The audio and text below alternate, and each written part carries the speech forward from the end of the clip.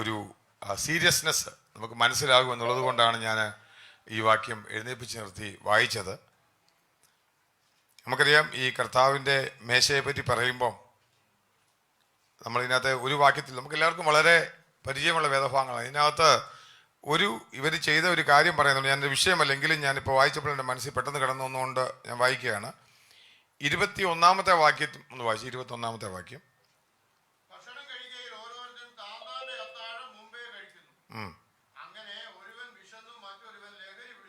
മതി.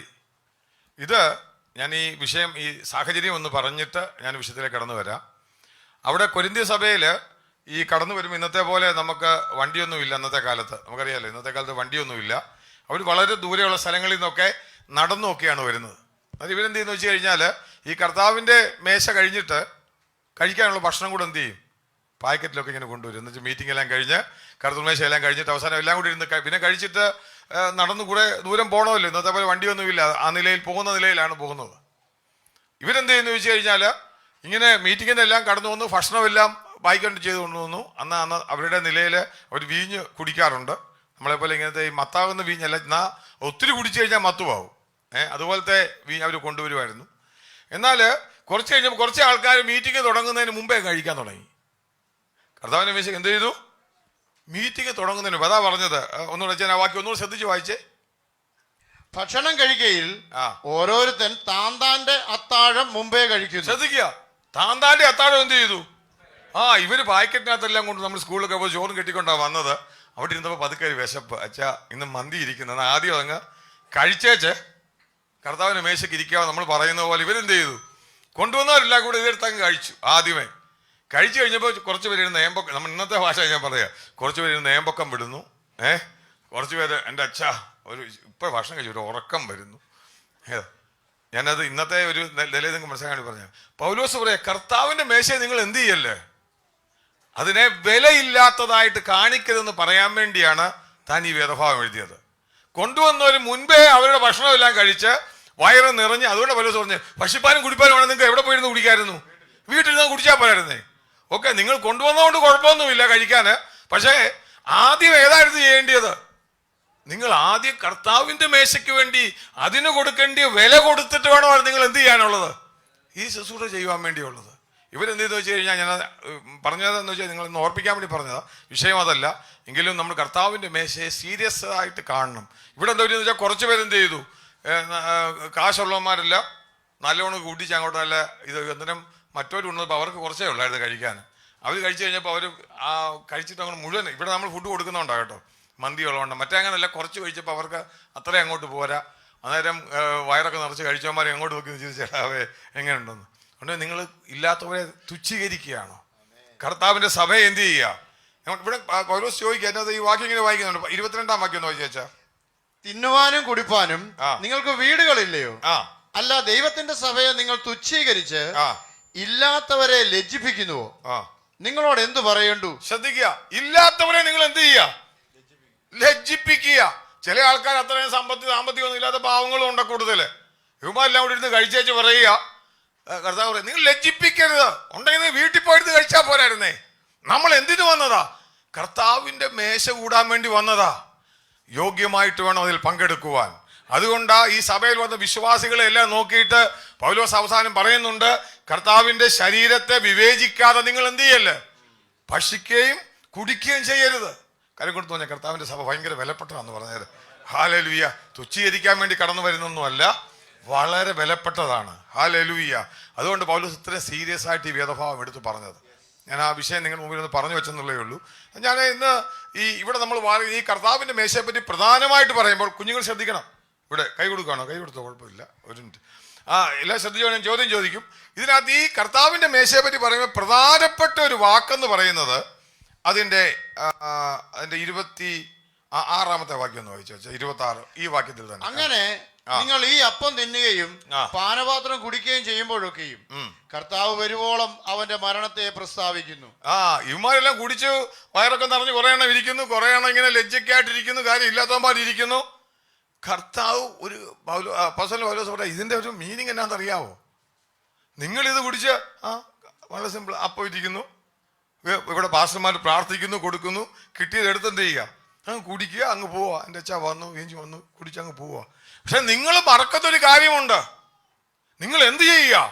കർത്താവിന്റെ മരണത്തെ, ഇല്ലായിരുന്നു, കർത്താവിന്റെ മരണത്തെ ഈ ഇരിക്കുന്നവരെല്ലാം പറയുക, പാസ്റ്റർ പ്രസ്താവിക്കുന്നെന്നോ പാസ്റ്റർ പ്രസംഗിക്കുന്നൊന്നോ അല്ല. നിങ്ങൾ ഈ അപ്പവീഞ്ഞുകൾ എടുത്ത് നാവിൽ വെക്കുമ്പോൾ നിങ്ങൾ പറയുന്നത് ഞാൻ കർത്താവിന്റെ മരണത്തെ പ്രസ്താവിക്കുന്നു.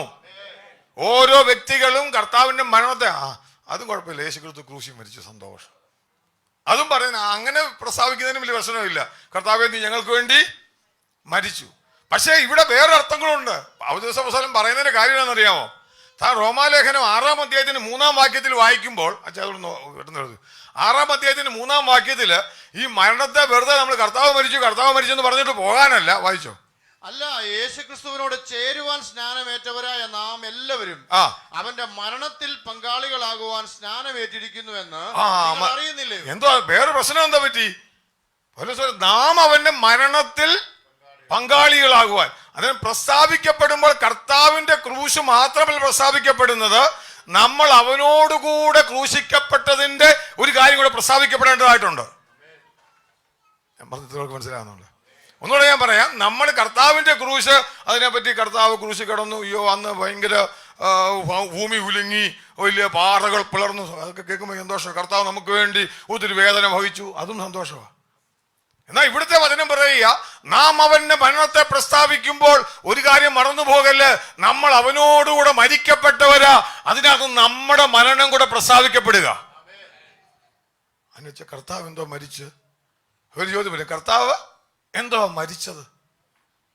ഒരു ചോദ്യം വരും. ആ ചോദ്യം ഞാനുമായിട്ട് എങ്ങനെയാണ് മരിക്കുന്നത് ബന്ധപ്പെടുന്നത്? നിങ്ങൾക്കറിയാമോ, യേശു കർത്താവ് നമ്മളെപ്പോലെ വില്ലുള്ള വ്യക്തിയായിരുന്നു. യേശു കർത്താവ് പിതാവിന്റെ ഇഷ്ടം ചെയ്യാൻ വന്നെങ്കിലും മനുഷ്യ ജഡമെടുത്ത യേശു കർത്താവിനൊരു ഹിതമുണ്ടായിരുന്നു. കർത്താവിന് എന്തുണ്ടായിരുന്നു? ഒരു ഹിതമുണ്ടായിരുന്നു, ഇഷ്ടം ചെയ്യാൻ. കുഞ്ഞുങ്ങളോട് ശ്രദ്ധിച്ചോണ്ടേ, നിങ്ങൾക്കൊരു വില്ലുണ്ട് ഇല്ലേ? നിങ്ങൾക്ക് എന്തുണ്ട്? ഒരു ഹിതമുണ്ട്. യേശു കർത്താവ് ഭൂമിയിൽ വന്നപ്പോൾ തനിക്ക് തൻ്റെ പദ്ധതിയെ പറ്റി വ്യക്തമായിട്ട്, ഞാൻ പറഞ്ഞ ഇച്ചിരി ശ്രദ്ധിച്ച് കേൾക്കണമെങ്കിലേ മനസ്സിലാകത്തുള്ളൂ. തൻ്റെ പദ്ധതിയെ പറ്റി വ്യക്തമായിട്ട് കർത്താവിന് ബോധ്യമുണ്ട്. എന്താണ്? പിതാവ് കൽപ്പിക്കുന്നത് മാത്രമാണ് ഞാൻ ചെയ്യുന്നത്. എൻ്റെ കർത്താവിന് ഹിതം ചെയ്യാൻ വേണ്ടി മാത്രമാണ് ഞാൻ വന്നത്. അവൻ പറയുന്നത് മാത്രമേ ഞാൻ ചെയ്യുന്നുള്ളൂ. പക്ഷെ ഒരു കാര്യമുണ്ട്, കർത്താവിനൊരു വില്ലുണ്ടായിരുന്നു വേണ്ടി അത് ചെയ്യാതിരിക്കാൻ. ഞാൻ പറഞ്ഞതൊക്കെ മനസ്സിലാകുന്നുണ്ട്. യേശു കർത്താവിന് എന്തുണ്ടായിരുന്നു? ഒരു വില്ലുണ്ടായിരുന്നു. അതുകൊണ്ടാണ് ചില പ്രതിസന്ധി വന്നപ്പോൾ കർത്താവ്, ഈ വില്ലുള്ളത് കൊണ്ടാണ് കർത്താവ് എന്ത് ചെയ്യുന്നറിയാമോ? പ്രാർത്ഥിക്കാൻ വേണ്ടി മലയെ കയറിയത്. കർത്താവ് ഒന്നുമില്ല, ഇങ്ങനെ പാവ പോലെ പിതാവിൻ്റെത് മാത്രം ചെയ്യാനുള്ള ഇങ്ങനെ ഉണ്ടായിരുന്നെങ്കിൽ. എന്നാൽ യേശു കർത്താവ് ജഡത്തിൽ വന്നപ്പോൾ, ജഡത്തിൽ ഒരു മനുഷ്യൻ ജീവിച്ചിരിക്കുമ്പോൾ നമ്മളെപ്പോലെ ഒരു വില്ലുള്ളവനായിട്ടാണ് അവന് വന്നത്. ലോകം അവനെ ഫോഴ്സ് ചെയ്യാം, വേണമെങ്കിൽ ദൈവഹിതം ചെയ്യാതിരിക്കാനുള്ളത് ഫോഴ്സ് ചെയ്യാമായിരുന്നു. ലോകം വേണമെങ്കിൽ അവനോട് പറയാമായിരുന്നു, നീ ഇങ്ങനെ അങ്ങ് പോയാൽ മതി എന്ന് പറയായിരുന്നു. എന്നാൽ യേശു കർത്താവ് പറഞ്ഞില്ല, എൻ്റെ പിതാവ് പറയുന്നത് മാത്രമേ ഞാൻ ചെയ്യത്തുള്ളൂ. കരം കൊടുത്തു പറഞ്ഞു, നമുക്കൊരു വില്ലുണ്ടെന്ന് പറഞ്ഞു. ഞാൻ വിഷയത്തിലേക്ക് കടന്നു വരാം. നമുക്കൊരു വില്ലുണ്ട്. ഹല്ലേലൂയ. നമുക്കും ദൈവത്തിന് നമ്മളെ പറ്റിയുള്ള ഉദ്ദേശം അറിയാം ഇല്ലേ? ഉദ്ദേശം അറിയാത്ത ആരെങ്കിലും ഇവിടെ ഉണ്ടോ? ഹല്ലേലൂയ. തെറ്റ് ചെയ്യരുത്. ഇപ്പോൾ എന്തെങ്കിലും കാണിച്ചു തെറ്റ് ചെയ്യണമെന്ന് ഹിതമുള്ള ആരെങ്കിലും ഇവിടെ ഇരിപ്പുണ്ടോ? ഇല്ലല്ലോ. എല്ലാവർക്കും എന്ത് ചെയ്യണം എന്നുള്ള ഹിതമാണുള്ളത്. നല്ലത് ചെയ്യണം, നല്ലോണം ദൈവമകനായിട്ട് ജീവിക്കണം. ഒരുപാട് കാലം ഞാൻ പറയാം, ഒരു വില്ല് കർത്താവിനുണ്ടായിരുന്നു. അതുകൊണ്ടാണ് ഞാൻ ആ വിഷയത്തിലേക്ക് കടന്നു വരാം. കർത്താവിൻ്റെ വില്ല്, നമുക്ക് 2-3 വേദഭാഗങ്ങൾ ഒന്ന് എടുത്ത് വായിക്കാം. ഞാനിവിടെ പറഞ്ഞ മരണത്തെ പ്രസ്താവിക്കുന്ന വിഷയമാണ്. തിരിച്ച് അങ്ങോട്ട് കടന്നു വരാം. ഇപ്പം ഓർമ്മ വന്നിട്ട് പറയാം. മത്തായി സുവിശേഷം എടുക്കാം. പരിചയമുള്ള വാക്യമാണ് നമുക്ക്. മത്തായി സുവിശേഷം അതിൻ്റെ 26-ാം അധ്യായം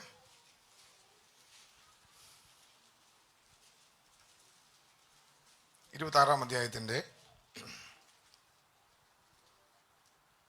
അതിൻ്റെ 39-ാമത്തെ വാക്യം, 26-ന് 39. എല്ലാവരും എടുത്ത് വായിക്കണം. കുഞ്ഞുങ്ങൾ ആദ്യം ഇംഗ്ലീഷ് ഒന്ന് വായിച്ചേ. ഒരാൾ ആദ്യം ആൽഫ വായിക്കും, അത് കഴിഞ്ഞ് മോൻ വായിക്കും. ഓക്കെ.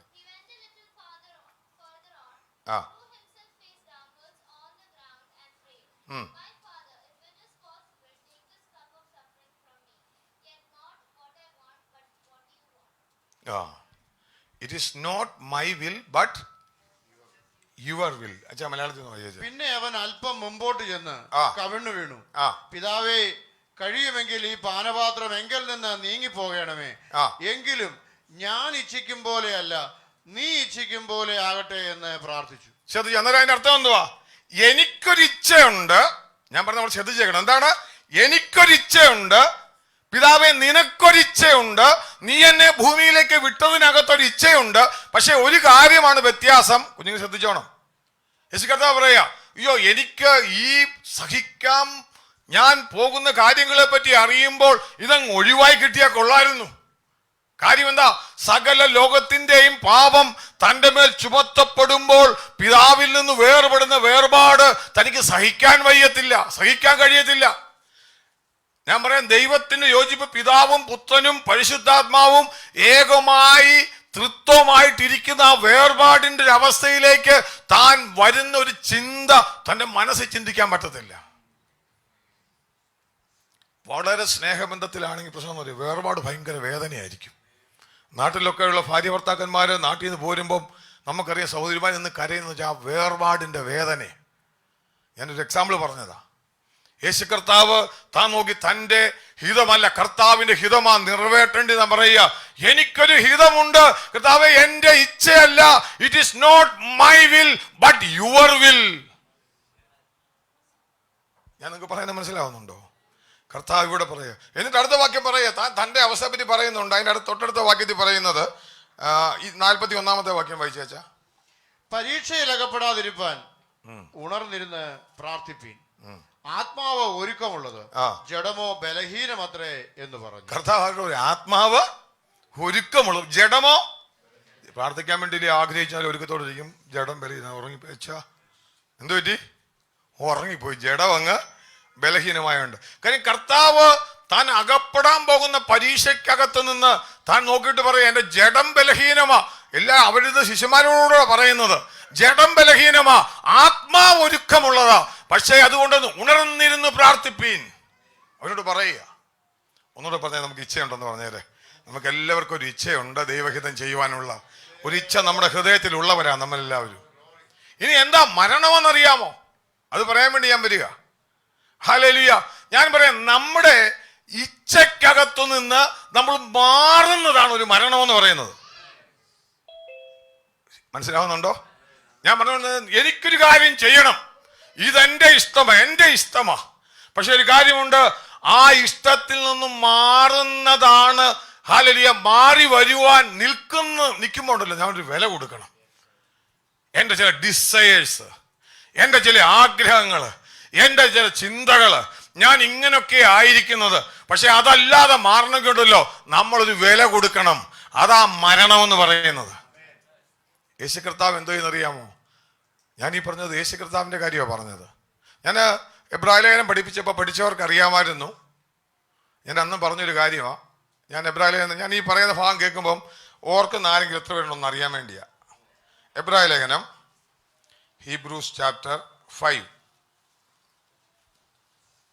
എബ്രായ ലേഖനം 5-ാം അധ്യായത്തിന്റെ 7-ാമത്തെ വാക്യം ഒന്ന് വായിക്കാം. അത് ആദ്യം മോൻ വായിച്ചു. മോനെടുത്തില്ലേ? എബ്രായ ലേഖനം കണ്ടോ? 5-ാമത് എടുക്കാൻ ആഗ്രഹം, വായിക്കാൻ ആഗ്രഹമുണ്ട്. 5-ന്റെ 7 വായിച്ചു. മോൻ വായിക്കട്ടെ. 5 verse 7.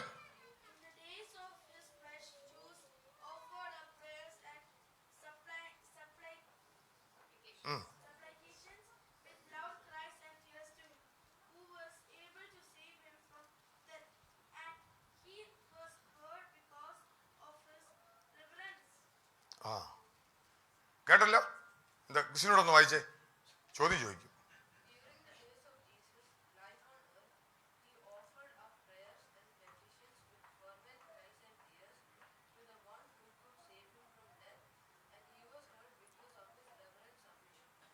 ഹൂ പ്രേഡ് എന്നാ പറയുന്നേ? Who is the person prayed? ഉറക്കെ പറ. ആരാ? Jesus prayed. Whether his prayer has been answered? Yes. For what did he pray?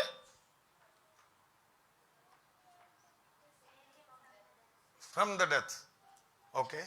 ഞാൻ എബ്രായ ലേഖനം പഠിപ്പിച്ചപ്പം ഈ വിഷയം കേട്ടിട്ടുള്ള ആൾക്കാരൊന്ന് കരം പൊക്കി എന്നറിയാൻ വേണ്ടിയാ. ഒന്ന് കാര്യം നോക്കി, എത്ര പേര് കേട്ടിട്ടുണ്ടോന്ന്? ഈ ഭാമടി 5-ാം അധ്യായത്തിന്റെ 7-ാം വാക്യത്തില് ഇവിടെ നമ്മൾ ഈ മരണം എന്താണെന്ന് ഞാൻ ക്ലാസ് എടുത്തു. അല്ലെങ്കിൽ ക്ലാസ്സിന് കയറിയ ആൾക്കാരൊന്ന് കൈ നോക്കുക. അത്രയും പേര് ഈ ക്ലാസ് പഠിച്ചപ്പോൾ കയറിയ. ഓക്കെ, അറിയാൻ വേണ്ടിയാ 5 പേരുണ്ട്. 5 പേര് കയറിയിട്ടുണ്ട്. ഞാൻ പറഞ്ഞത് ഈ വാക്യം വായിച്ചു. അതുകൊണ്ട് നിങ്ങൾ എന്നാ കേരളത്തിലോട് ചോദിക്കാൻ പോവാ, ഈ പ്രാർത്ഥന എന്താ യേശു കർത്താവ് പ്രാർത്ഥിച്ചത്? ഈ മീറ്റിങ്ങിന് കയറി ആരും പറയണ്ട. യേശു കർത്താവ് എന്താ പ്രാർത്ഥിച്ചേ? വായിച്ചിട്ട് പറ. To save him from death. എന്തിനായിരുന്നു? മരണത്തിൽ നിന്ന്. ആണോ? മരണത്തിൽ നിന്ന് രക്ഷപ്പെടാൻ വേണ്ടി. ഇനി എങ്ങനെയായിരുന്നു അവന്റെ പ്രാർത്ഥന? How was his prayer? എങ്ങനെയായിരുന്നു അവന്റെ പ്രാർത്ഥന? ഉറച്ച നിലവിളിയോടും കണ്ണുനീരോടും കൂടിയായിരുന്നു. വെറും പ്രാർത്ഥനയായിരുന്നു. നമ്മൾ ഈ വെറും പ്രാർത്ഥന ഉണ്ട്, രാവിലെ കർത്താവേ ഞാൻ ഡ്യൂട്ടിക്ക് പോ, കൂടെ ഇരിക്കണേ, ആമേൻ, ഒറ്റപ്പോ, അങ്ങനത്തെ പ്രാർത്ഥന ഉണ്ടല്ലേ? കർത്താവേ ഞങ്ങൾ കിടക്കാൻ പോകുന്നു, കൂട്ടിക്ക് സഹായിക്കും. അത് അങ്ങനത്തെ പ്രാർത്ഥനയായിരുന്നു. അല്ല, ഉറച്ച നിലവിളിയോടും എന്ത് ചെയ്തു? പറയുന്നുണ്ട്. തനിക്ക് ആ വാക്യം ഒന്നുകൂടെ വായിച്ചു നോക്കിയേ. തന്നെ രക്ഷിക്കാൻ കഴിയുമെന്ന് ഉറപ്പുള്ളവനോടെന്ന് എഴുതിയിരിക്കുന്നത്. എങ്ങനെ എഴുതിയിരിക്കുന്ന വാക്യം? One who is able to save him from death. വിശ്വാസത്തോടു കൂടിയുള്ള പ്രാർത്ഥനയായിരുന്നു.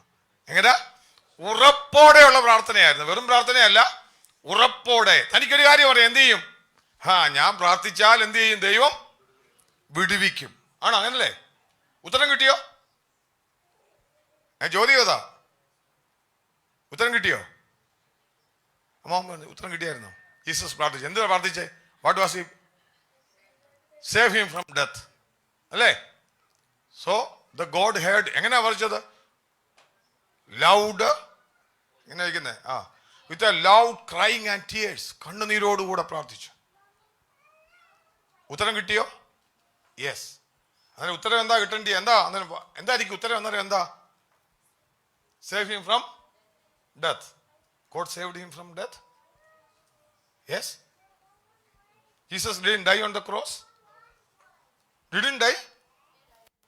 So അതിന് ഉത്തരം കിട്ടി. Answer. Did he get the answer?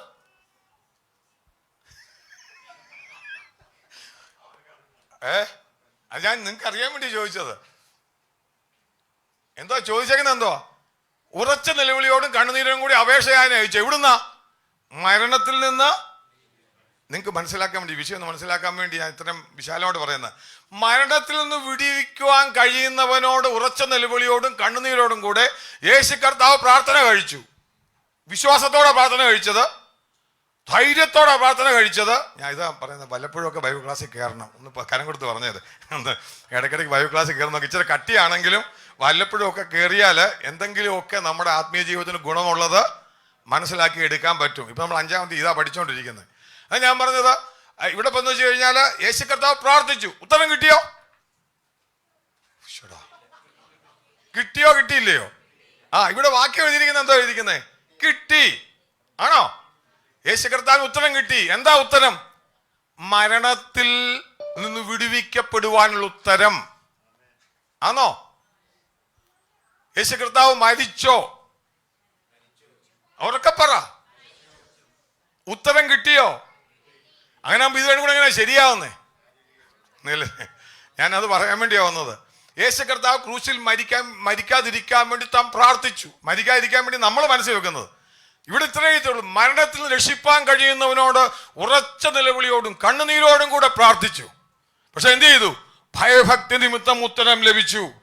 Bible ക്ലാസ്സിൽ വന്നവർക്കല്ല അതിൻ്റെ ഉത്തരം എന്നാണെന്നറിയാം. അത് പറയാൻ വേണ്ടിയാ നമ്മൾ വായിച്ചത്. വേറൊരു ഭാഗത്ത് വെച്ച് ഗെത്സമനയിൽ യേശു കർത്താവ് പ്രാർത്ഥിച്ചു. എത്ര പ്രാവശ്യം പ്രാർത്ഥിച്ചു? How many times Jesus prayed in Gethsemane? അത് ബൈബിൾ ക്ലാസ്സിൽ വന്നവർക്കറിയാം. അല്ലാത്തവരാ ചോദിച്ചേ എത്ര പ്രാവശ്യം പ്രാർത്ഥിച്ചു? ഞാൻ അതിനുവേണ്ടിയായി ഈ യൂട്യൂബിലും ഫേസ്ബുക്കിലും ഒക്കെ ഇടുന്നുണ്ട്. ആരെങ്കിലും കേട്ടാലേ ഇത് എന്താ അതിന്റെ ഗുണമെന്നുള്ളത് നമ്മുടെ ആത്മീയ ജീവിതത്തിന് എന്തെങ്കിലും വ്യത്യാസം ഉണ്ടാകട്ടെ എന്നും കൊണ്ട്. എത്ര പ്രാവശ്യം പ്രാർത്ഥിച്ചു? 3 times പ്രാർത്ഥിച്ചു.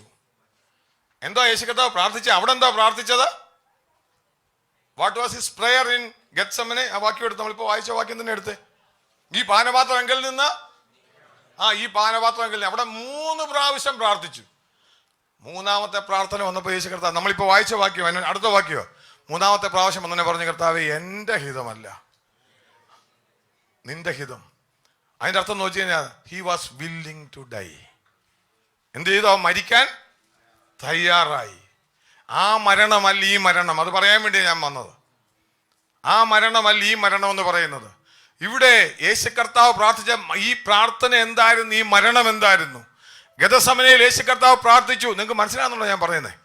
യേശു കർത്താവ് പ്രാർത്ഥിച്ച പ്രാർത്ഥന ഗെഥസമനയിൽ പറഞ്ഞത്, ഈ പാപത്തിന്റെ എല്ലാം തൻ്റെ മേൽ ചുമത്തപ്പെട്ടപ്പോൾ തനിക്ക് ഈ ശിക്ഷ വഹിക്കാൻ സാധിക്കത്തില്ലെന്നുള്ള തന്റെ മാനുഷിക വില്ലില് താൻ പിതാവിനോട് പ്രാർത്ഥിക്കുക. പിതാവിനോട് പ്രാർത്ഥിച്ചിട്ട് മൂന്നാമത്തെ പ്രാവശ്യം പ്രാർത്ഥിച്ചപ്പോഴും ഉത്തരം കിട്ടാത്തവ പറയുക, എങ്കിലും കർത്താവ് എന്റെ ഹിതമല്ല നിന്റെ ഹിതം തന്നെ നിറവേറട്ടെ എന്ന് പറഞ്ഞുകൊണ്ട് താൻ ക്രൂശിലേക്ക് സകല ലോകത്തിന്റെ പാപം വഹിച്ചുകൊണ്ട് പോവുക. വേദപണ്ഡിതന്മാർ പറയുന്നൊരു കാര്യം കൂടെ പറയാം. യേശു കർത്താവ് ഗെഥസമനെ, അത് എനിക്ക് തിയോളജിക്കലി അല്ല ഞാൻ പറഞ്ഞത്, യേശു കർത്താവ് ഗെഥസമനയിലേക്ക് കയറി തന്റെ പദ്ധതിയുടെ പൂർത്തീകരണത്തിന് വേണ്ടി. അവിടെ വരെ യേശു കർത്താവിന് പ്രശ്നമൊന്നുമില്ലായിരുന്നു. ഗെഥസമനെ കയറിയപ്പോൾ ഉണ്ടല്ലോ, പിതാവായ ദൈവം സകല മനുഷ്യകുലത്തിന്റെയും പാപം തന്റെ പുത്രന്റെ മേലേക്ക് ചാർത്തി. നമ്മളിങ്ങനെ ഒന്ന് എഴുതി വായിക്കുന്നത്, പാപം അറിയാത്തവനെ പാപമാക്കി. എങ്ങനെ വായിക്കുന്നത്? പാപം അറിയാത്തവനെ പാപമാക്കി. പാപത്തിന്റെ വലിയ വേദന, അതിൻ്റെതായ ബുദ്ധിമുട്ട് തന്റെ ജീവിതത്തിലേക്ക് വന്നപ്പോൾ, തന്റെ ജഡശരീരത്തിലേക്ക് വന്നപ്പോൾ കർത്താവ് നിലവിളിച്ചു, അയ്യോ എന്നെ കൊണ്ട് ഇത് വയ്യ. അതുവരെ ദൈവഹിതത്തിന് വേണ്ടി പ്രാർത്ഥിച്ചുകൊണ്ടിരുന്ന കർത്താവ്, ഞാൻ പറഞ്ഞത് വളരെ ശ്രദ്ധിച്ചേക്കണം, അതുവരെ താൻ രാത്രിയാമങ്ങളിൽ മലയുടെ മുകളിൽ പോയി പ്രാർത്ഥിച്ച് പിതാവിന്റെ ഇഷ്ടം മാത്രം ജീവിതത്തിൽ നിറവേറുവാൻ വേണ്ടി പ്രാർത്ഥിച്ച കർത്താവ് ഇവിടെ പറയുക, അയ്യോ എന്നെ കൊണ്ട് ഇത് പറ്റത്തില്ല. ഞാൻ പറയുന്നത് മനസ്സിലാക്കുന്നത്, ഇന്ന് പല കാലം നമ്മുടെ പാപത്തിന്റെ ആ പരിണിതമായ വില എന്ന് പറയുന്നത് ഭയങ്കരമായിരുന്നു കേട്ടോ. നമ്മൾ ചിന്തിക്കുന്ന പോലെ അവൻ പറയും, അയ്യോ എന്നെ കൊണ്ട് പറ്റത്തില്ല. പിതാവിന്റെ ഇഷ്ടത്തിനെതിരായിട്ട് ഒന്ന് പ്രാർത്ഥിച്ചു, ഇത് മാറ്റണമേ. രണ്ടാമത് പ്രാർത്ഥിച്ചു, അവിടെ നിങ്ങൾ അയച്ചാൽ മതി. മൂന്നാമതും സമയമില്ലാത്തതുകൊണ്ട് മൂന്നാമതും പ്രാർത്ഥിച്ചു. മൂന്നാമതും പ്രാർത്ഥിച്ചിട്ട് താൻ പറയും, എന്റെ ഹിതമല്ല, I know why I came here. തന്റെ ഇഷ്ടത്തെ താൻ മരിപ്പിച്ചു. തന്റെ ഇഷ്ടത്തെ താൻ മരിപ്പിച്ചിട്ട് പിതാവിന്റെ ഇഷ്ടം ഏറ്റെടുക്കാൻ താൻ തയ്യാറായി. മരണം എന്ന് പറയുന്നത് നമ്മുടെ ഇഷ്ടത്തിന് മരിക്കുന്ന, നമ്മുടെ ഇഷ്ടത്തിന് വേണ്ടെന്ന് വെക്കുന്ന ഒരു മരണം കേട്ടോ. ഇന്ന് പറയാം, കർത്താവിന്റെ മേശയെ പറ്റി പറയുമ്പോൾ നമ്മളിങ്ങനെ പറയുക, നമ്മൾ എന്ത് ചെയ്തു? അവന്റെ മരണത്തെ പ്രസ്താവിക്കുന്നു. ഞാൻ പറഞ്ഞത് നിങ്ങൾക്ക് എത്രവർക്ക് അതിന്റെ അർത്ഥം മനസ്സിലാവുന്നുണ്ട്? ഈ അപ്പം തിന്നുകയും പാനപാത്രം കുടിക്കുകയും ചെയ്യുമ്പോൾ നമ്മൾ എന്താ പ്രസ്താവിക്കുന്ന അറിയാമോ? കർത്താവിന്റെ മരണത്തെ പ്രസ്താവിക്കുക. ഞാൻ അവനോടുകൂടെ മരിക്കപ്പെട്ടു എന്നുള്ളതിന്റെ ഒരു ഉറപ്പ് പറയുക. എവിടെ ഇന്ന് പലക്കാലം പറയണമെന്നില്ല, കർത്താവേ എന്റെ ഇഷ്ടം ചെയ്യേണ്ട ചില സാഹചര്യങ്ങളിൽ, എന്റെ ഇഷ്ടത്തിന് ഞാൻ മുൻഗണന കൊടുക്കേണ്ട സ്ഥാനങ്ങളിൽ കർത്താവെ ഞാൻ മരിക്കപ്പെട്ടവനായി ഇന്ന് കർത്താവിന്റെ മേശയിലേക്ക് വരിക. ഹല്ലേലൂയ. എനിക്ക് നേടിയെടുക്കാവുന്ന ചില കാര്യങ്ങൾ, എനിക്ക് ഹല്ലേലൂയ ഇഷ്ടം നിവർത്തിക്കാവുന്ന പല കാര്യങ്ങള് ഞാൻ വേണ്ടെന്ന് വെച്ചത് എന്തിനാണെന്നറിയാമോ? കർത്താവിന്റെ ഇഷ്ടം പൂർത്തീകരിക്കാൻ വേണ്ടിയാ. അതാ വചനം പറയുന്ന മരണം എന്ന് പറയുന്ന ഒരു മരണം. കർത്താവ്, യേശു കർത്താവ്, ഞാൻ ഇന്ന് രാവിലെ എണ്ണിച്ചപ്പോൾ സമയമില്ലെങ്കിൽ ഞാൻ പറയാം, കർത്താവ് ഒത്തിരി 10-20 സുവിശേഷങ്ങളിൽ 20 മുതൽ 30 പ്രാവശ്യം യേശു കർത്താവ് പ്രാർത്ഥിച്ച കാര്യം പറയുന്നുണ്ട്. 2 സമയത്ത് യേശു കർത്താവ് പ്രാർത്ഥിച്ചിട്ടുണ്ട്. ഒന്ന്, മിറക്കൽ നടക്കാൻ വേണ്ടി പ്രാർത്ഥിക്കുന്നുണ്ട്. ഞാൻ ശ്രദ്ധിച്ചേക്കണം. എപ്പോഴാ ഇവിടെ ശ്രദ്ധിച്ച് ഇങ്ങോട്ട് എന്താ പറഞ്ഞേ? ശ്രദ്ധിച്ചോണം. അവിടെ ഇടയ്ക്കിടെ ചോദിക്കും, മിറക്കൽ നടക്കാൻ വേണ്ടി യേശു കർത്താവ് പ്രാർത്ഥിച്ചിട്ടുണ്ട്. മിറക്കൽ കഴിഞ്ഞിട്ടും പ്രാർത്ഥിച്ചിട്ടുണ്ട്. എന്താണ്? മിറക്കള് കഴിഞ്ഞിട്ടും പ്രാർത്ഥിച്ചിട്ടുണ്ട്.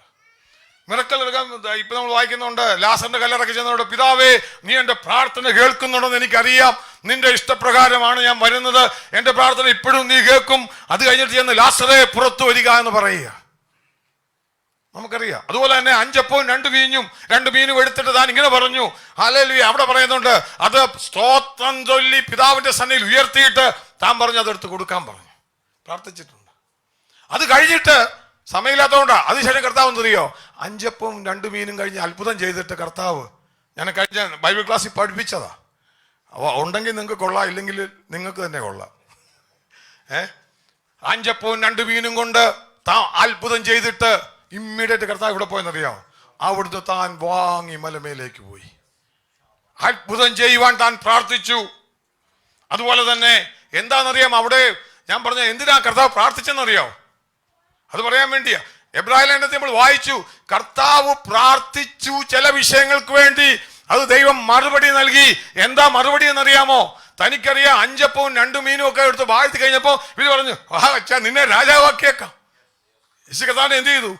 മനുഷ്യന്റെ ഇച്ഛക്കകത്തുള്ളൊരു കാര്യമാ നമ്മളെ ഒരാൾ പൊങ്ങുക എന്നുള്ളത്, ഇല്ലേ? യേശു കർത്താവ് നമ്മളെ പോലെ ജഡത്തിൽ ജീവിച്ച യേശു കർത്താവാ. ഇവിടെ കർത്താവിനറിയാം എനിക്ക് ദൈവത്തിന്റെ കൃപ വേണം, എന്റെ ഹിതമല്ല നിറവേണ്ടത്, കർത്താവിന്റെ ഹിതമാ നിറവേറണമെങ്കിൽ താൻ അന്നേരം തന്നെ എന്ത് അറിയോ? മലയിലേക്ക് കരേറിപ്പോയി. അവിടെ നിന്ന് താൻ പ്രാർത്ഥിക്കുക, കർത്താവേ ഈ വരുന്ന ടെംപ്ടേഷനകത്ത് ഞാൻ വീഴരുത്, ഈ വരുന്ന ടെംപ്ടേഷനകത്ത് ഞാൻ എന്ത് ചെയ്യല്ല, വീഴരുത്. ഒന്നുകൂടെ പറ, മരണമെന്ന് പറയുന്നത് ആ പ്രാർത്ഥനയ്ക്കകത്ത് ദൈവത്തിന് മറുപടി കൊടുത്തു. ഹല്ലേലൂയ, ദൈവത്തിന് മറുപടി കൊടുത്തു.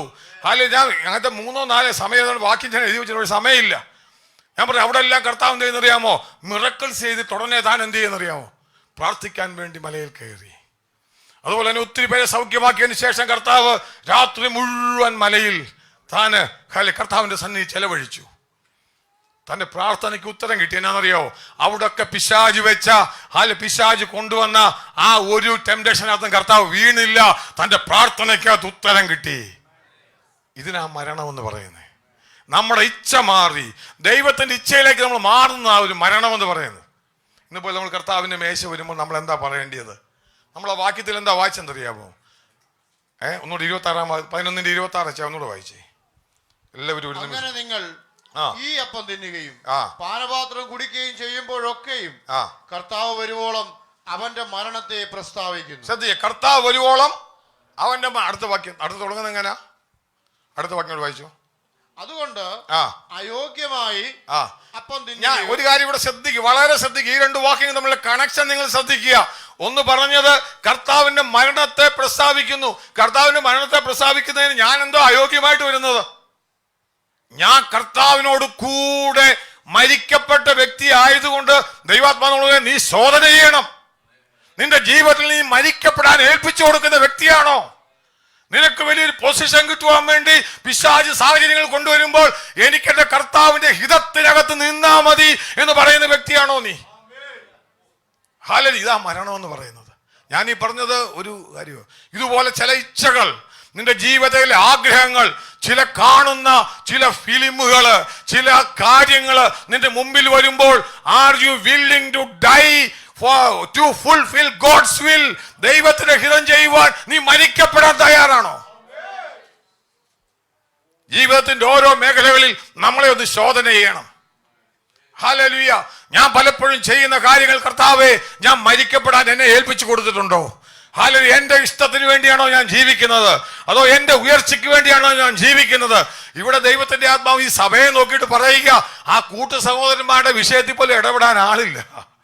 അവർക്ക് അവരുടെ കാര്യമാ. കർത്താവ് പറയാ, are you willing to die? നീ മരിക്കുന്ന വ്യക്തിയാണെങ്കിൽ കർത്താവ് പറയാ, അതുകൊണ്ട് പറയാം അയോഗ്യമായിട്ട്. അടുത്ത വാക്യം രണ്ടാമത്തെ വാക്യത്തിൽ പറയുന്നത് എങ്ങനെയാ? വിവേചിക്കുന്ന കാര്യം ഞാൻ വാക്ക് മാത്രമേ എടുക്കുന്നുള്ളൂ. അതുകൊണ്ട് ഇങ്ങനെ പറയുന്നുണ്ട്. അതിന്റെ 29ാമത്തെ വാക്യം ഒന്ന് വായിച്ചേച്ചാ. 29. തിന്നുകയും കുടിക്കുകയും ചെയ്യുന്നവൻ ശരീരത്തെ ഇങ്ങനെയുള്ളൂ, ശരീരത്തെ വിവേചിക്കുന്നത്. എന്റെ ബൈബിൾ എഴുതിക്കുന്നത് തിന്നുകയും കുടിക്കുകയും ചെയ്യുന്നവൻ കർത്താവിന്റെ ശരീരത്തെ വിവേചിക്കാഞ്ഞാൽ അവന് ശിക്ഷാവിധി തിന്നുകയും കുടിക്കുകയും ചെയ്യും. ഒന്ന് ഞാൻ പറയാം, കർത്താവ് നമ്മൾ ഈ കർത്താവിന്റെ മേശ വെച്ചിരിക്കുന്നത് എന്തിനാണെന്നറിയോ? വെറുതെ ഇങ്ങനെ ആചരിച്ച് കർത്താവ് എന്നവരെ ആചരിച്ചു പോകാനല്ല. കർത്താവിന്റെ ഹിതം നമ്മുടെ ജീവിതത്തിലെ രൂപാന്തരമാണ്. ഹല്ലേലൂയ. നമ്മുടെ ജഡത്തിന്റെ ഇച്ഛകൾക്കും ഇഷ്ടങ്ങൾക്കും നമ്മൾ മരിക്കപ്പെടുന്നവരാകാൻ ദൈവം ആഗ്രഹിക്കുന്നത്.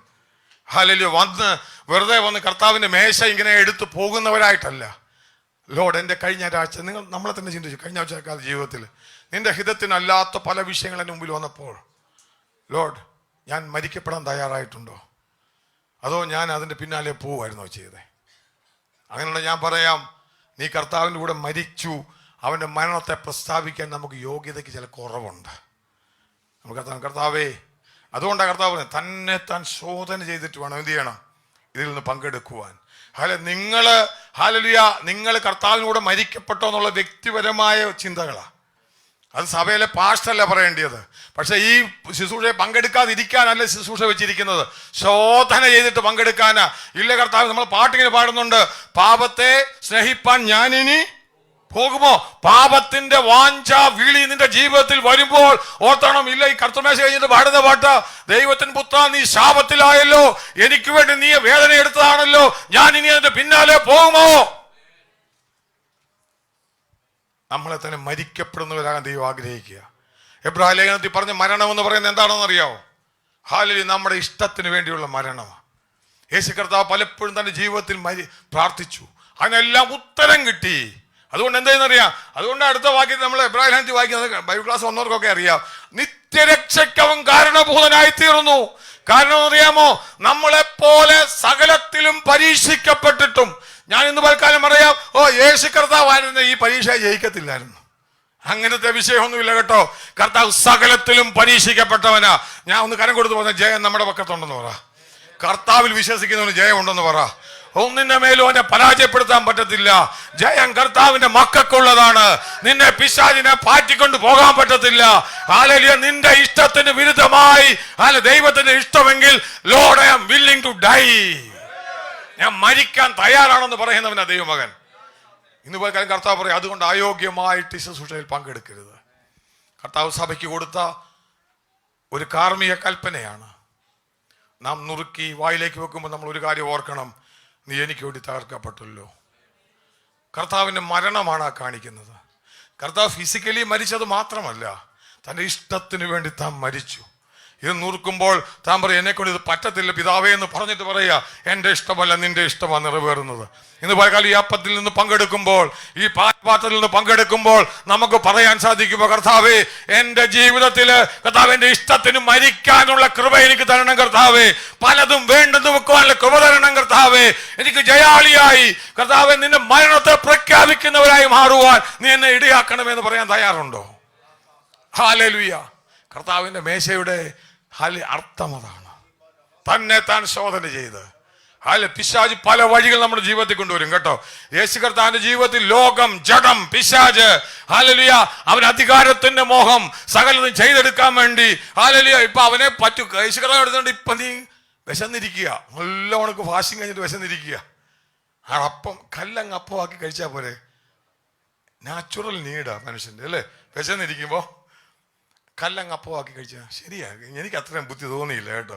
എന്നെ കൊണ്ട് വേണേ അങ്ങനെ പ്രാർത്ഥിച്ച് ചെയ്യായിരുന്നു. ഞാൻ ഇപ്പൊ പിശാച് പറഞ്ഞപ്പോഴാണ് എനിക്ക് മനസ്സിലായത്, വെറുതെ എന്തിനാ കിടന്ന് വിലം വെക്കുന്നത്. വന്നപ്പോഴേ മനസ്സിലായി, ദൈവത്തിന്റെ ഇഷ്ടമല്ല, ദൈവത്തിന്റെ ഹിതമല്ല. താൻ അവിടെ നിന്ന് അറിയോ, വചനം കൊണ്ട് അതിന്റെ മേൽ ജയാളിയായി, താൻ അതിന്റെ മേൽ ജയാളിയായി. ഇന്ന് വാക്കാലം പറയാം, നമ്മളെ ദൈവം ആഗ്രഹിക്കുന്നത് ഇതുപോലെ നമ്മുടെ ഇത് മരിക്കപ്പെടുന്ന അനുഭവങ്ങൾ. ഹല്ലേലൂയ. അതിനുവേണ്ടി നമ്മളെ എക്വിപ്പ് ചെയ്യുന്നതിന് വേണ്ടിയാണ് ദൈവത്തിന്റെ ആത്മാവിശ്വാസം തന്നിരിക്കുന്നത്. ഞാൻ വരുവോളം എന്റെ മരണത്തെ പ്രസ്താവിക്കുക. എന്റെ മരണത്തെ നിങ്ങൾ പ്രസ്താവിക്കുമ്പോൾ നിങ്ങൾ അറിയാതെ പറയുന്നൊരു കാര്യമുണ്ട്, കർത്താവേ ഞാൻ നിന്റെ കൂടെ ചേർക്കപ്പെട്ടും മരിക്കപ്പെടേണ്ട വ്യക്തിയാണ് കർത്താവേ. ഇന്നും പലപ്പോഴും ഒരാൾ സ്നാനപ്പെട്ടപ്പോൾ കൈ മാത്രം വെളിയിലിട്ടു. എന്താ വെച്ചു, ഇനി പുതിയ സൃഷ്ടിയാകും, ഒരുത്തൻ 2 അടി കൊടുക്കാനുണ്ട്, അതിനുവേണ്ടി കൈ മാത്രം. ഹല്ലേലൂയ. അങ്ങനത്തെ മനസ്സാണോ നമ്മുടെ? ഇതുപോലെ കർത്താവിന്റെ മേശയിലേക്ക് വരുമ്പോൾ നമ്മൾ തന്നെ പരിപൂർണമായി സമർപ്പിക്കുവാൻ. ലോർഡ്, ഹല്ലേലൂയ, കർത്താവേ നീ എനിക്ക് വേണ്ടി വില കൊടുത്തു. വലിയ ലോകത്തിന് മനസ്സിലാക്കാൻ സാധിക്കത്തില്ല. യെശയ്യാ 53-ാം അധ്യായം മുഴുവൻ നമ്മൾ വായിക്കുമ്പോൾ എന്താ കാണുന്നറിയാമോ? ഹല്ലേലൂയ, നമ്മുടെ പാപങ്ങൾ അവന്റെ മേൽ വഹിച്ചപ്പോൾ, നമ്മുടെ വേദനകളെ അവൻ ചുമന്നപ്പോൾ, ഹല്ലേലൂയ, അവൻ തന്റെ നമ്മെപ്പോലെ അവൻ എല്ലാ നിലയിലും നമുക്ക് പകരക്കാരനായിട്ട് നമുക്ക് വേണ്ടി മരിക്കപ്പെട്ടു. അവൻ പകരക്കാരനായതുകൊണ്ട് ഞാൻ രക്ഷപ്പെട്ടച്ച, അത് മാത്രമല്ല, അവൻ പകരക്കാരനായതുകൊണ്ട് അവൻ ചെയ്തതുപോലെ നാമും ചെയ്യുവാൻ വേണ്ടിയാ ദൈവം നമുക്ക് ചെയ്തിരിക്കുന്നത്. ഫിലിപ്പ് ലേഖനം 2-ാം അധ്യായം 5-ാം വാക്യത്തിൽ 2-ാം അധ്യായത്തിന്റെ 1 മുതൽ 10 വരെയുള്ള വാക്യങ്ങൾ വായിക്കുന്ന എടുക്കണ്ട, ഞാൻ ആ വാക്യം പറഞ്ഞ് അവസാനിപ്പിക്കുക. 2-ന്റെ 1 മുതൽ 10 വരെയുള്ള വാക്യങ്ങൾ എന്താ വായിക്കുന്ന അറിയാമോ? നമ്മളോട് പറയുകയാണ്, ക്രിസ്തുയേശുവിലുള്ള ഭാവം തന്നെ നിങ്ങളിലും ഉണ്ടായിരിക്കട്ടെ. ഞാൻ പറഞ്ഞ ക്രിസ്തുയേശുവിലുള്ള ഭാവം തന്നെ 2-ന്റെ 5 ക്രിസ്തുയേശുവിലുള്ള ഭാവം തന്നെ നിങ്ങളിലും ഉണ്ടായിരിക്കട്ടെ. ഹല്ലേലൂയ. അവൻ പറയുക, he was obedient unto death, മരണം വരെ അവൻ അനുസരണമുള്ളവനായി തീർന്നു. അവൻ തന്നെ താൻ താഴ്ത്തി, ഹ്യൂമിലിറ്റി. പലപ്പോഴും ഇന്ന് പോൽക്കാലം പറയട്ടെ, താഴന്റെ സ്ഥാനത്ത് നീ മരിക്കാൻ തയ്യാറാകാതിരിക്കുമ്പോൾ നീ ഒരു കാര്യം മറന്നു പോകല്ല, നീ നിന്നെ തന്നെ മരിപ്പിക്കാതിരിക്കുക ചെയ്യുന്നത്. മരണത്തോളം നമുക്ക് തുല്യമായി പരീക്ഷിക്കപ്പെട്ടു. അച്ഛാ, ഇതൊക്കെ നടക്കുവോ? നടക്കും. അതുകൊണ്ടാണ് കർത്താവ് പറഞ്ഞ, ഞാൻ പോകുന്നത് നല്ലത്, ഞാൻ പോകുന്നത് നല്ലത്. മറ്റൊരു കാര്യസ്ഥനെ നിങ്ങൾക്ക് വേണ്ടി അയച്ചു തരികയാണ്. പരിശുദ്ധാത്മാവെന്ന കാര്യസ്ഥൻ വരുമ്പോൾ സകല സത്യത്തിലും നിങ്ങളെ വഴി നടത്തും. ഹല്ലേലൂയ. ഇതുപോലെ പറയാം, ജയം നമ്മുടെ അവകാശമാ. ഹല്ലേലൂയ. നമ്മുടെ ജീവിതം മരിപ്പിക്കുവാനുള്ള കൃപ ദൈവം നമുക്ക് തരുന്നതാ. ഹല്ലേലൂയ. നമ്മുടെ കഴിവ് കൊണ്ടല്ല. ഒരു നിമിഷം കണ്ണുകളെ അടയ്ക്കാം. നമ്മൾ ഈ ശുശ്രൂഷയിൽ പങ്കെടുക്കാൻ പോവുക. എല്ലാ ശുശ്രൂഷകളും സമയത്തിനനുസരിച്ച് ചെയ്യണമല്ലോ. ഒരു നിമിഷം കണ്ണുകളെ അടച്ചാട്ടെ. ഞാൻ ഈ പറഞ്ഞ നിങ്ങളെ പേടിപ്പിക്കാനോ എൻ്റെ അച്ഛൻ എന്നാൽ ഞാൻ ഈ ശുശ്രൂഷയിൽ പങ്കെടുക്കുന്നില്ല, അത് പറയാൻ വേണ്ടി അല്ല. നമുക്കൊരു സൊല്യൂഷൻ ഉണ്ടെന്ന് പറയാൻ വേണ്ടി. ഹല്ലേലൂയ. നമുക്കൊരു ശക്തിപ്പെടുത്തുന്ന ഒരു നമ്മുടെ കൂടെ ഉണ്ടെന്ന് പറയാൻ വേണ്ടിയാ. നമ്മൾ ഈ ശുശ്രൂഷ അനുദിനവും നമ്മളെ രൂപാന്തരപ്പെടുത്തുമെന്ന് പറയാൻ വേണ്ടിയാ. ഇച്ഛകൾക്ക് നമ്മൾ മരിക്കപ്പെടണമെന്നുള്ളത് ബോധിപ്പിക്കാൻ വേണ്ടിയാ. ഹല്ലേലൂയ. നമ്മുടെ വില്ലിനപ്പുറമായിട്ട് ദൈവത്തിന്റെ വില്ല് എൻ്റെ ജീവിതത്തിൽ നടവേറണമെന്ന് പറയുന്നതിന് വേണ്ടിയാ. ഇതൊരു ആത്മാർത്ഥമായിട്ട് ആഗ്രഹിക്കുന്നവരുണ്ട്. യേശു കർത്താവ് പറയുക, അങ്ങനെ നീ ചെയ്യുന്നില്ലെങ്കിൽ കർത്താവ് നിന്നെ ബാലശിക്ഷ കഴിക്കും. എന്താ പറഞ്ഞേക്കുന്നേ? ഹല്ലേലൂയ. ദൈവത്തിന്റെ ഇഷ്ടത്തിന് വിരുദ്ധമായിട്ട് നീ ചെയ്താൽ ദൈവജനം പറയാ, കർത്താവ് നിന്നെ എന്ത് ചെയ്യുന്നു? ബാലശിക്ഷ കഴിക്കുകയായിരുന്നു. ശിക്ഷാവിധി തിന്നുകയും കൂടി വെറുതെ അടിമേടിച്ച് കെട്ടാനല്ല. ഞാൻ എപ്പോഴും പറയാം, കർത്താവ് നമുക്ക് വഴി പറഞ്ഞു തന്നിട്ട് ഈ ശുശ്രൂഷയിലേക്ക് നമ്മളെ സ്വാഗതം ചെയ്യുന്നത്. Lord, I want to die myself Lord. താവേ, ഞാൻ തന്നെ മരിക്കപ്പെടുവാൻ ഞാൻ ആഗ്രഹിക്കുക. എൻ്റെ ജീവിതത്തിൽ ഹല്ലേലൂയ കർത്താവ് അനുസരണം താൻ ചെയ്യുമ്പോൾ ഞാൻ പറയാം, ഒബീഡിയൻസിന് എന്ത് വേണമെന്നറിയാം? മരണമില്ലാതെ ഒബീഡിയൻസ് ഇല്ല കേട്ടോ. ഞാൻ പറയാം, ഇച്ചിരി ശ്രദ്ധമായിട്ട് മനസ്സിലായി. കുഞ്ഞുങ്ങൾ ശ്രദ്ധിച്ചേ. നിങ്ങളുടെ ഇഷ്ടമാ കളിക്കാൻ പോകണമെന്ന്. പപ്പായും മമ്മിയും പറയുന്നത് കളിക്കാൻ പോകണമെന്ന്. മനസ്സിൻ്റെ ഉള്ളിൽ ഇങ്ങനെ കളിക്കാൻ പോകണമെന്നുള്ള ആഗ്രഹമാണ്. മരിക്കാതെ നിങ്ങൾക്ക് പോകാതിരിക്കാൻ പറ്റത്തില്ല. ഞങ്ങളുടെ ഇഷ്ടം മരിക്കപ്പെട്ടിട്ട് വേണം ഞങ്ങൾ എന്ത് ചെയ്യാന്? നിൽക്കാൻ. അയ്യോ, ഇപ്പൊ ഇങ്ങനെ ചാറ്റല്ല, എന്തോ കളി. ഞാൻ നിങ്ങൾക്കോട് മനസ്സിലാക്കി വെക്കാൻ വേണ്ടി പറയുക. അതിപ്പോ ഇങ്ങനെ ചാറ്റിക്കൊണ്ടിരിക്കണം ഇങ്ങനെ തോന്നുക, പെട്ടെന്ന് തോന്നും. പപ്പായും പറയാ വേണ്ടാന്ന് പറയുക. പറ്റത്തില്ലെന്ന് പിള്ളേർ പറയും, പറ്റത്തില്ലെന്ന് പറയും. അതൊരു മരണമാണ്. എന്നാന്നറിയോ? Obedience gives to a death. മരണത്തിന്. ഞാൻ ഈ കർത്താവിന്റെ വെച്ചിരിക്കുന്ന കുഞ്ഞുങ്ങളോട് പറഞ്ഞതാ. നിങ്ങൾ ഇത്രയും പറഞ്ഞതിൻ്റെ അകത്ത് മനസ്സിലാക്കേണ്ടതെന്നറിയോ? ക്രിസ്തീയ നമ്മുടെ ജീവിതത്തിൽ മരിക്കപ്പെടുവാൻ ക്രിസ്തുവിൽ കൂടെ തയ്യാറായെങ്കിൽ മാത്രമേ കർത്താവിൻ്റെ ശക്തിക്ക് നമ്മൾ പ്രാപ്തിഭൂതരാകത്തുള്ളൂ. ഹല്ലേലൂയ. കണ്ണുകളെ അടച്ചാൽ നമുക്ക് പ്രാർത്ഥിക്കാം. Thank you Jesus. എല്ലാവരും കണ്ണുകളെ അടച്ചേ. ദൈവസന്നിധി പറഞ്ഞാട്ടെ.